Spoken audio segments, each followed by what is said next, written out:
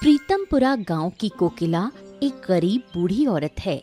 कुछ साल पहले तक वो लोगों के घर काम करके पैसे कमाती थी, लेकिन अब उम्र के बोझ से लाचार होकर उसे काम छोड़ना पड़ा। उसकी दो बेटियां हैं, आस्था और शारदा। आस्था सिलाई का काम करती है और शारदा छोटे बच्चों को ट्यूशन पढ़ाकर घर चलाती है। शारदा, तुझे बताया था, मेरी दवा खत्म हो गई है। शाम को लौटते वक्त लेती आना बेटा। माँ, महीने के आखिर में एक पैसा भी नहीं बचा है। हर कुछ दिन में दवा, बाजार का खर्चा, मैं थक चुकी हूँ सब कुछ संभालते संभालते। क्या करूँ बेटा, खुद कुछ कर नहीं सकती, इसलिए तुम लोगों पर ही निर्भर हूँ। मुझे भी अच्छा नहीं लगता हर बार तंग करना। सब कुछ मुझ पर ही क्यों? कभी आस्था से भी कुछ बोल सकती हो, वो भी सिलाई करके अच्छा कमाती है। कुछ दिन पहले उससे ही पैसे लिए थे, इसलिए अब शर्म आती है दोबारा कहने में। उस वक्त तो शर्म आती है, लेकिन मुझसे कुछ कहने में हिचक नहीं होती। सच कहूँ तो अब और नहीं झेला जाता। कब इस बोझ से छुटकारा मिलेगा कौन जाने। मेरी बेटियां कितना संघर्ष करती हैं। जहाँ बाकी लड़कियां शादी करके अपनी जिंदगी सजा रही हैं, वहाँ मेरी वजह से ये बोझ उठा रही हैं। मैं अब कोई पैसा नहीं दे सकती। आस्था आए तो उससे दवा के लिए पैसे मांग लेना। सब कुछ तुम्हारे और घर के पीछे लग जाए तो खुद के लिए क्या बचेगा? ठीक है बेटा, मैं आस्था से कहूंगी, तू अपने काम पर जा, ध्यान रखना। शारदा चली जाती है। बूढ़ी कोकिला खुद को अपनी बेटियों की जिंदगी पर बोझ की तरह महसूस करने लगती है और उसकी आंखों से आंसू बहने लगते हैं। आस्था पास के घर अपने सिले हुए कपड़े देकर पैसे लेकर लौट रही थी। चलो आखिरकार कुछ पैसे आए, थोड़ा खुद के लिए रखूंगी, बाकी माँ को दे दूंगी। दूर से गांव का गुंडा मुरली उसे देख लेता है। सालों से वो आस्था के पीछे पड़ा है कि उससे शादी करेगा, लेकिन आस्था उससे नफरत करती है। फिर भी मुरली उसका पीछा नहीं छोड़ता। अरे वाह वाह वाह वाह वाह आज तो सुबह सुबह अपने होने वाली बीवी के दर्शन हो गए। चलो जरा मिलते हैं मुरली जैसे ही आस्था के सामने आता है, आस्था डर से सहम जाती है। तुम यहाँ क्या कर रहे हो? अरे ये गांव सिर्फ तुम्हारा है क्या? तुम घूम सकती हो तो मैं भी तो घूम सकता हूँ। मेरे रास्ते से हटो, क्यों बीच में खड़े हो? अरे अरे अरे, इतनी जल्दी भी क्या है? चलो थोड़ा बातें तो कर लेते हैं। मुझे जाने दो मुरली, नहीं तो मैं लोगों को बुला लूंगी। ओहो, इसमें गुस्सा होने वाली कौन सी बात है? मैं बस बातें तो करना चाहता हूँ, वो भी अपने होने वाली बीवी से। हैं? कितनी बार कहूँ, मैं तुमसे शादी नहीं करना चाहती, मुझे तुमसे नफरत है।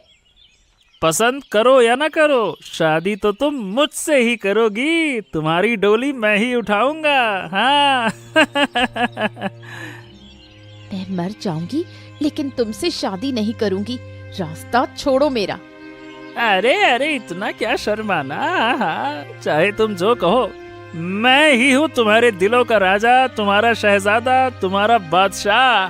तुम मुझे ही मिलोगी बेगम। हाँ आस्था डर के मारे रोती हुई वहाँ से भाग जाती है। मुरली पीछे से जोर जोर से हंसता है।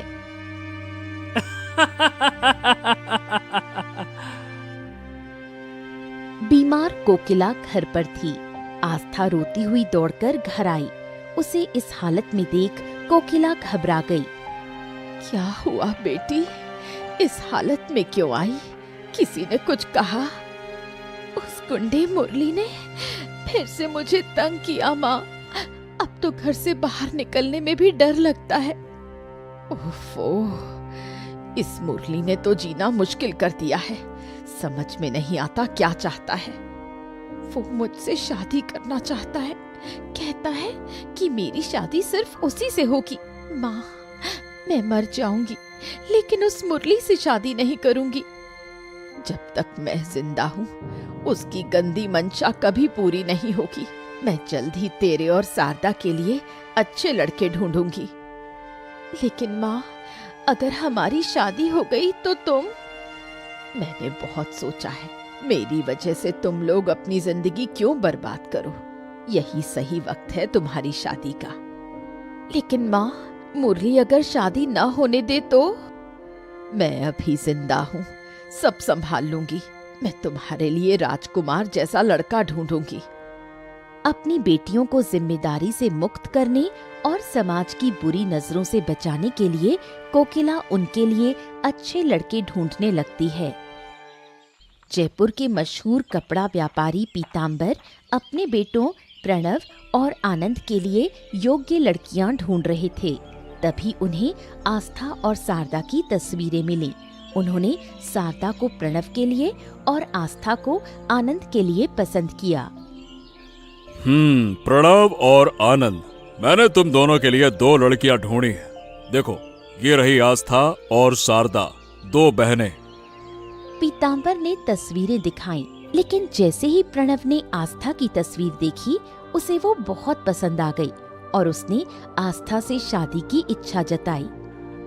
आस्था छोटी है, इसलिए मैं उसे आनंद के लिए सोच रहा था। लेकिन अगर तुम्हें आस्था पसंद है तो आनंद से शारदा की बात कर लेंगे।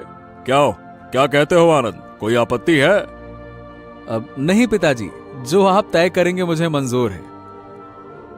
तो ठीक है, फिर मैं कोकिला और उसकी बेटियों को घर बुला लेता हूँ। आगे की बात वहीं करेंगे, ठीक है? उधर कोकिला आस्था और शारदा को प्रणव और आनंद की तस्वीरें दिखाकर उनकी राय पूछती है। बड़े बेटे का नाम प्रणव है और छोटे का आनंद। दोनों ही अपने पिताजी का कारोबार संभालते हैं। माँ, जो भी तुम तय करोगी मुझे मंजूर है। आनंद ठीक ठाक दिखता है, आस्था के साथ अच्छा लगेगा, और अगर माँ को प्रणव पसंद है तो मुझे कोई दिक्कत नहीं। आस्था की शादी आनंद से नहीं प्रणव से होगी। लेकिन क्यों? मैं बड़ी हूँ तो प्रणव से मेरी शादी होनी चाहिए।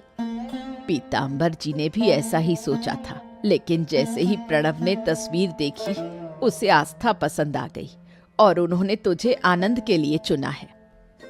ये क्या बात हुई? मैं बड़ी हूँ, मेरी शादी बड़े बेटे से होनी चाहिए। माँ, क्यों ना तुम प्रणव से दीदी की शादी की बात करो, मुझे आनंद से कोई परेशानी नहीं। प्रणव ने आस्था को पसंद कर लिया है, जबरदस्ती कुछ करेंगे तो रिश्ता टूट जाएगा। बचपन से आस्था ही सब कुछ ले जाती है, अब मेरी पसंद का लड़का भी उसे पसंद कर बैठा। वो मेरी बहन नहीं, मेरी बदकिस्मती है। इस तरह आस्था और प्रणव और शारदा और आनंद की शादी पक्की हो जाती है। लेकिन मन ही मन शारदा ठान लेती है कि आस्था को वो चैन से जीने नहीं देगी। मुरली को जब पता चला कि आस्था की शादी प्रणव से तय हुई है तो वो बहुत गुस्से में आ गया। वो सीधा कोकिला के घर पहुंचा और तोड़फोड़ करने लगा। ये क्या कर रहे हो? रुको, मैं कह रही हूँ रुको। मैं सालों से कह रहा हूँ कि मैं आस्था से शादी करना चाहता हूँ और तुमने बिना मुझसे पूछे किसी और से उसकी शादी कैसे तय कर दी हैं? आस्था तुमसे डरती है, वो तुमसे शादी नहीं करना चाहती। उसने ये बात तुम्हें कई बार कही है। उसे क्या पसंद है क्या नहीं, इससे मुझे कोई फर्क नहीं पड़ता। मैं उसी से शादी करूंगा और अगर वो मुझसे शादी नहीं करती है तो मैं किसी और से उसकी शादी होने भी नहीं दूंगा। मैं अपनी बेटी की शादी तुमसे कभी नहीं करूंगी। अब यहाँ से निकल जाओ, वरना मैं पुलिस को बुलाऊंगी। अरे जिसे बुलाना है बुला लो, मैं यहाँ से नहीं हिलने वाला। मैं भी देखता हूँ कि उसकी शादी होती कैसे है। अब तो तुम शांति से नहीं जाओगे। रुको, अभी बताती हूँ तुम्हें। कोकिला घर के अंदर से एक धारदार छुरी लेकर भागती हुई बाहर आती है। मुरली उसे देखकर डर जाता है। कोकिला जोर जोर से चिल्लाने लगती है। आसपास के लोग जमा हो जाते हैं। शादी के दिन घर में सब लोग मौजूद हैं। शारदा और आस्था सज धज कर बैठी हैं। पीतांबर कोकिला को बुलाता है। पीतांबर बाबू, आपने बुलाया? हाँ, ये कुछ गहने हैं। ये प्रणव की माँ के गहने हैं। उनकी आखिरी इच्छा थी कि वो ये सारी चीजें दोनों बहुओं में बांट दी जाए। अब तुम जाकर आस्था और शारदा को बराबर हिस्सों में बांट दो। बारात आने ही वाली है, ठीक है? कोकिला गहने लेकर आस्था और शारदा के पास जाती है, लेकिन बांटते समय आस्था को एक जोड़ी झुमके और एक बड़ा हार ज्यादा दे देती है। ये क्या, तुमने बड़ा हार आस्था को दे दिया, मेरा क्या? धीरे बोलो, कोई सुन लेगा। आस्था बड़ी बहू है, उसे थोड़ा ज्यादा देना पड़ेगा। तुम्हें भी एक हार मिला है, बस थोड़ा छोटा है। बड़ी बहू को बड़ा हार मिलना ही चाहिए। माँ, मुझे छोटा हार पहनने में कोई दिक्कत नहीं। दीदी, तुम मेरा हार ले लो और अपना मुझे दे दो। ओफो, तुम लोग मुझसे ज्यादा समझदार हो क्या? अगर पीतांबर बाबू या प्रणव ने देख लिया तो बहुत गुस्सा करेंगे। शारदा, तुम्हें जो दिया गया है वही पहन लो। बड़ी बहू होने के कारण आस्था को ज्यादा सम्मान और अहमियत मिलने लगी, जिसे शारदा सह नहीं पाई। वो अंदर ही अंदर आस्था से जलने लगी और उसका जीवन बर्बाद करने की योजना बनाने लगी। शादी बहुत धूमधाम से हुई। पूरा गांव शादी की बात कर रहा था। आस्था और प्रणव बहुत खुश थे। अच्छा, मैंने तुमसे पूछा ही नहीं, तुमने पढ़ाई कहाँ तक की है? घर की जिम्मेदारी इतनी ज्यादा थी कि मैं और दीदी ज्यादा पढ़ नहीं पाए। गरीबी और तंगी ही हमारी साथी रही। अगर तुम्हें दोबारा पढ़ने का मौका मिले तो क्या करोगी? अगर मौका मिले तो मैं पूरी मेहनत से पढ़ाई करूंगी ताकि माँ का नाम रोशन कर सकूं। लेकिन अब इन बातों का क्या मतलब? मैंने एक फैसला लिया है। तुम दोबारा पढ़ाई शुरू करोगी, मन लगाकर पढ़ोगी। तुम्हारी पहचान सिर्फ मेरी पत्नी के रूप में नहीं होगी। सच कह रहे हैं? मैं फिर से पढ़ाई कर सकती हूँ? हाँ हाँ, बिल्कुल। पढ़ाई की कोई उम्र नहीं होती है। मैं कल ही जाकर सरकारी स्कूल में तुम्हारे दाखिले की बात करूंगा। मैं पढ़ाई में बहुत अच्छी नहीं थी, लेकिन दिल से पढ़ना चाहती थी। बाद में सिलाई करके कुछ पैसे कमाती थी ताकि माँ की मदद कर सकूं। अब तुम पढ़ाई शुरू करो। मुझे पूरा भरोसा है कि तुम बहुत आगे जाओगी। और माँ की चिंता मत करो, मैं उनकी देखभाल के लिए आदमी तय कर दिया है, तो वो देखेगा, है ना? आस्था के दिल में खुशी की लहर दौड़ जाती है। उसे ऐसा ही जीवन साथी चाहिए था। प्रणव के सहयोग से उसका आत्मविश्वास बढ़ता है और वो फिर से सपने देखने लगती है। जहां आस्था और प्रणव की जिंदगी खुशहाल चल रही थी, वहीं आनंद और शारदा की जिंदगी बिल्कुल उल्टी थी। आनंद शारदा से हमेशा अच्छा व्यवहार करता, लेकिन शारदा हमेशा झगड़ा करने को तैयार रहती। इस घर में रहना मुश्किल है, न आराम है न शांति। दिन भर खटती हूँ और बदले में क्या मिलता है? आहा, शांति शांति शांति। क्या हुआ तुम्हें? फिर से इतनी नाराज क्यों हो? कुछ नहीं, दिन भर तुम बस किताबों में घुसे रहते हो। मैं ही सब कुछ झेलती हूँ। तुमसे शादी करके कोई सुख नहीं मिला। अरे ऐसे क्यों बोल रही हो? क्या हो गया? किसी ने कुछ कहा क्या? तुम क्या करोगे? तुम तो डरपोक हो। अरे बस, बहुत हो गया। मैं हमेशा प्यार से बात करता हूँ, इसका मतलब ये नहीं है कि तुम मुझे इस तरह से जलील करती रहो। फालतू की बात करती हो। अगर हिम्मत है तो जाकर अपने भाई और उसकी बीवी से उलझो। सिर्फ मुझ पर चिल्ला सकते हो। अरे तो मैं उनसे क्यों उलझूं? क्या मेरे सींग उगे हैं क्या? जाके उनको मार दूं? उनसे मेरा क्या लेना देना? फालतू की बात करती हो। मैं दिन भर काम करती हूँ, घर संभालती हूँ, और आस्था वो आराम से पढ़ाई करती है, बस इसलिए क्योंकि वो प्रणव की पत्नी है। सरदा, ये तुम्हारा वहम है। तुम और भाभी दोनों ही इस घर की बहुएं हो। दोनों का सम्मान बराबर है। सच?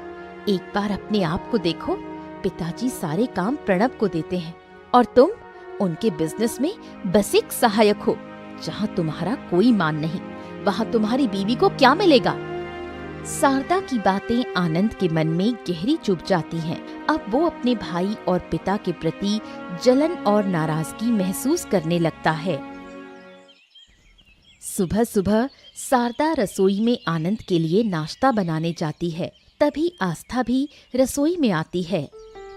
दीदी, आप थोड़ी देर में ठाकुरपो के लिए नाश्ता बना देना, पहले मैं बना लूं? क्यों?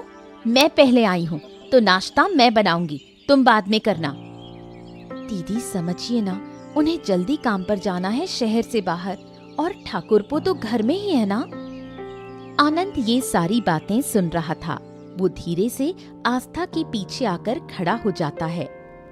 तो अगर दादा शहर जा रहे हैं तो फिर तो मेरा कोई काम ही नहीं हो सकता। हमेशा उन्हीं का नाश्ता पहले बनेगा और मैं इंतजार करूंगा, है ना? ठाकुरपो, मैंने ऐसा मतलब नहीं निकाला। आप तो घर पर हैं, इसलिए थोड़ी देर से भी नाश्ता हो जाए तो कोई परेशानी नहीं। मुझे अभी नाश्ता चाहिए। आज मेरा नाश्ता पहले बनेगा। अगर दादा इंतजार नहीं कर सकते हैं तो बाहर खा लें, बस। पर ठाकुरपो, दादा को जरूरी। सरदा, मेरा नाश्ता पहले बनाओ, मैंने कह दिया ना। मुझे किसी की बात नहीं सुननी है। ये रसोई किसी एक की नहीं है, समझ लो। आनंद के इस बदले हुए व्यवहार से आस्था बहुत दुखी होती है। शादी के बाद पहली बार आनंद ने उससे ऐसे गुस्से में बात की थी। वो चुपचाप खड़ी रह जाती है, कुछ समझ नहीं पाती। आस्था चुपचाप सिर झुकाकर कमरे में आती है और प्रणव बिना उसे देखे बोलता रहता है। मुझे तो लगा तुम नाश्ता लेकर आई हो। खैर, अब समय नहीं बचा है, बहुत देर हो गई है, अब मैं जाता हूँ।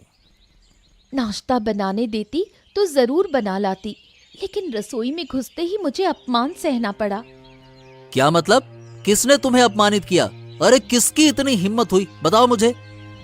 कोई नहीं, छोड़ो, तुम्हें तो देर हो रही है। चलो, मैं तुम्हें बाहर तक छोड़ देती हूँ। बात मत घुमाओ आस्था, साफ साफ बताओ किसने तुम्हें अपमानित किया। जब यहाँ पे मैं हूँ तो कौन ऐसी जरूरत कर सकता है, बताओ।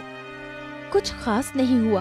मैं नाश्ता बनाने गई थी, ठाकुरपो चिल्लाकर बोले कि अब से उसका नाश्ता पहले बनेगा, और कहा रसोई किसी एक की नहीं है। क्या? आनंद ने ऐसा बोला? आस्था, तुम सच कह रही हो? वो तो कभी ऐसी बात नहीं करता। मैं भी यही सोच रही थी। पहली बार उन्होंने इस तरह गुस्से में मुझसे बात की। पता नहीं उन्हें क्या हो गया है। ओहो, उसकी हिम्मत बहुत बढ़ गई है। रुको, आज मैं उसको सबक सिखाता हूँ। छोड़ो ना, सुबह सुबह झगड़ा मत करो। शायद दीदी से लड़ाई हुई हो, इसलिए गुस्से में है। तुम निकलो, देर हो रही है। तुम कह रही हो इसीलिए जा रहा हूँ, वरना आज उसे दिखा ही देता। प्रणव काम के लिए जयपुर रवाना हो जाता है। आस्था आनंद के व्यवहार को याद कर दुखी होती है। कुछ दिन बाद पीताम्बर 10 बीघा जमीन खरीदकर उसका मालिकाना हक प्रणव के नाम कर देता है। ये बात जैसे ही शारदा को पता चलती है, वो आनंद को सब बता देती है। आनंद गुस्से में पीताम्बर से बात करने जाता है। पापा, बचपन से आप जो कहते आए हैं मैंने वही किया, कभी आपका विरोध नहीं किया, लेकिन आप मेरे साथ ऐसा करोगे मैंने सोचा भी नहीं था। ये क्या बातें कर रहे हो? मैंने क्या कर दिया? आपने हमेशा दादा को मुझसे ज्यादा अहमियत दी है। शादी में उसकी पसंद मानी, खाने में उसकी पसंद चलती है, पढ़ाई में उसकी पसंद। अरे मैं कहाँ हूँ, मेरा तो कुछ नहीं माना ना। ये क्या बकवास करते हो आनंद? तुम दोनों मेरे लिए बराबर हो, फालतू की बातें ना करो।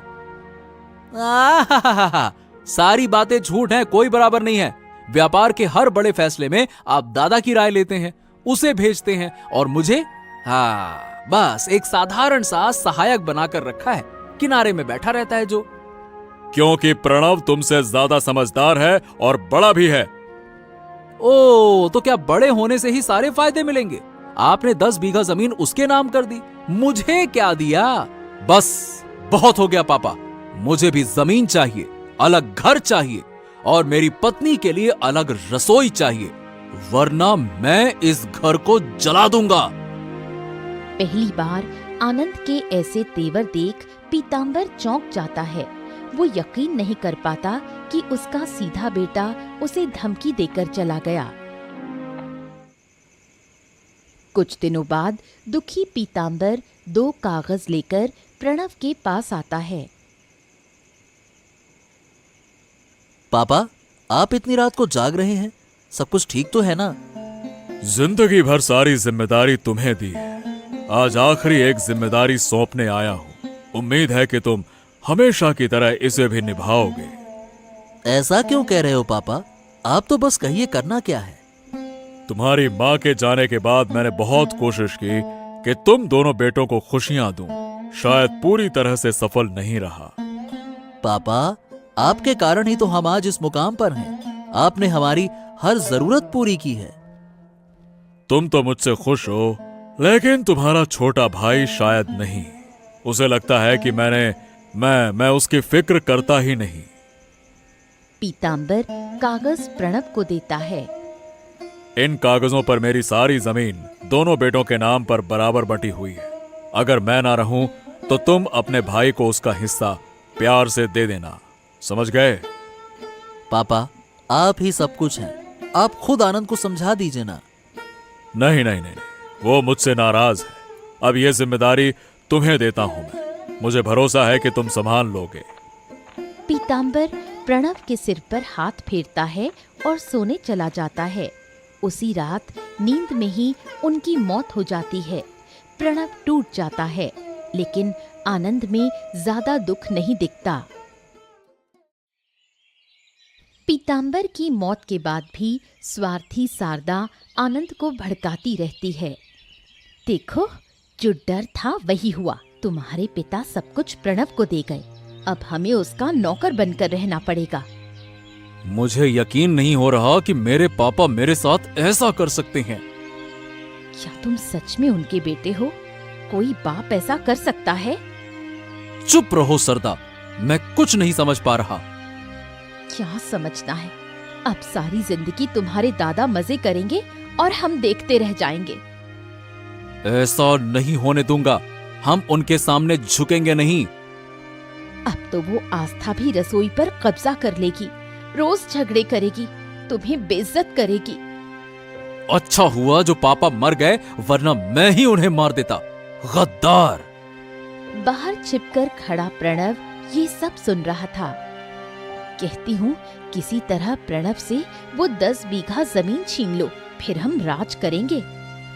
छी छी छी छी छी, पापा को गए बस एक ही दिन हुआ है और ये लोग जमीन के पीछे पड़े हैं। आनंद को पापा के मरने का दुख ही नहीं है, बस लालच लालच लालच। ये सब सोचते ही प्रणव को आनंद और शारदा से घृणा होने लगती है। वो चुपचाप वहां से चला जाता है। 1 महीने बाद आस्था और प्रणव कोकिला को लेकर नदी किनारे जाते हैं। वहीं वो आनंद और शारदा को बुलाते हैं। ये दोपहर में सबको नदी के किनारे क्यों बुलाया है? आज सारे हिसाब साफ करने हैं, इसीलिए मैंने सबको बुलाया है। अच्छा, किस चीज का हिसाब? पापा ने मरने से पहले मुझे कुछ जिम्मेदारियां दी थी, आज वो मैं पूरी कर रहा हूं। हाँ, पापा तो हमेशा से ही सब तुम्हें ही देते आए हैं, इसमें नया क्या है, बताओ। आज तुम्हारा ये भ्रम टूट जाएगा आनंद, और जो जहर तुम्हारे दिमाग में भर गया है वो भी साफ हो जाएगा। प्रणव पीतांबर द्वारा दी गई जमीन के कागज आनंद को दिखाता है। ये देखो, ये जमीन 20 बीघा है, 10 तुम्हारी 10 मेरी। घर भी पापा ने हमारे नाम पर बराबर बांटा है। हाँ, मतलब मैं अब तक जो सोचता रहा वो सब गलत था। हाँ, और पापा की मौत के बाद जो बातें मैंने तुम्हारी पत्नी से सुनी, उसके बाद मैंने तय किया अब हम अलग रहेंगे। अलग घर, अलग व्यापार और अलग रसोई। आनंद और शारदा 2 रसोई घर देखते हैं। अब रोज झगड़े नहीं होंगे। ये रही तुम्हारी रसोई, यहीं से तुम अलग खाना बनाओगे, और जल्द ही हम अलग घर भी बना लेंगे। ये सब सुनकर आनंद और शारदा को अपनी गलती का एहसास होता है। वो रोते हुए माफी मांगते हैं। दादा, मैंने सरदा की बातों में आकर तुम्हें गलत समझा। लगा तुम और पापा मुझे नजरअंदाज करते हो। इसी गलत फहमी में मैंने बुरा बर्ताव किया।